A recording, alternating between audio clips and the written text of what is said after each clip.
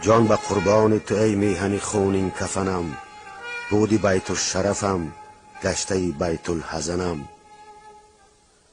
دشمنت چار طرف اجنبی و خانگی اند، تنی تنها و چی نیرو صف اعدا شکنم.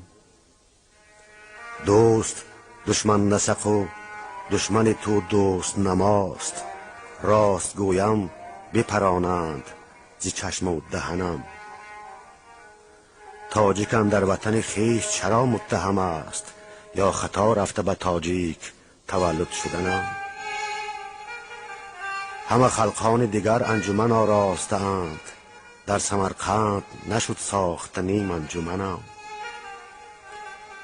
گفت علامه اقبال که برخیز ز خواب، بزدل گفت فلانیست مخاطب نه منم. آن یکی در خم طلا سر خود کرد فرو، دیگری گفت بیا مهوش سیمین زکنم.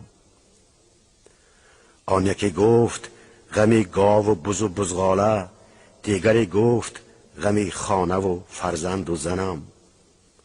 دامن کوه گرفتیم و دم مرکب خیش، رفت از دست همه دامن دشت و دمنم.